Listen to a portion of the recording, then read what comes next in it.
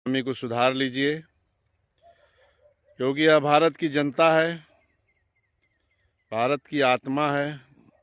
यह आपको माफ़ नहीं करेगी।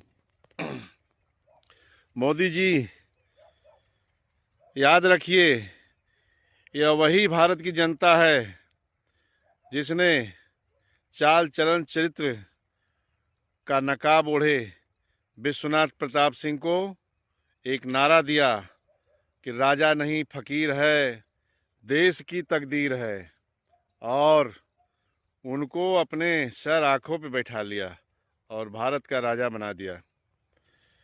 लेकिन लंबे समय तक सत्ता का सुख भोगने की लालच में, या कह लीजिए आजीवन सत्ता का सुख भोगने की लालच में, वह वही गलती कर गए जो गलती आज आप किए हैं।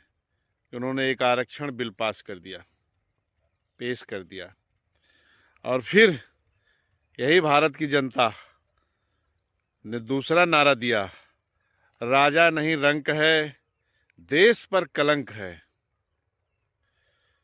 जो राजा नहीं फकीर है, देश की तकदीर है, वह अपने एक फैसले से राजा नहीं रंक है, देश पर कलंक है का नारा सुना, और इस तरह से राजनीति से बेदखल हुआ कि उसके शरीर त्यागने पे, मरने पे उसको कंधा देने वाले नहीं मिले। कौन नहीं मिले?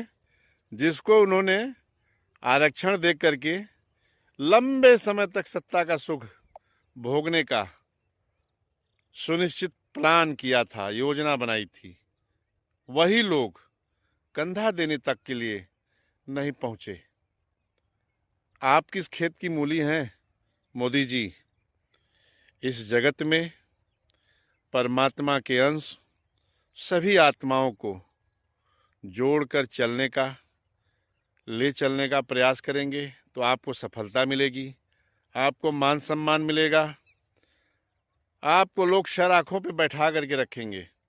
लेकिन जब इनको तोड़ फोड़ करके, इनको अलग थलग करके आप सत्ता का सुख भोगना चाहेंगे तो मोदी जी, आपको उतार करके सत्ता के सिंहासन से ऐसे कोने कतरे में यह जनता फेंक देगी कि आपको आपके आसपास के रहने वाले ही लोग आपको पूछने से कतराएंगे, आपको देखने से कतराएंगे, आपको ताकने से कतराएंगे। गुलदस्ता आपने देखा है? उसमें वर्ण वर्ण के फूल होते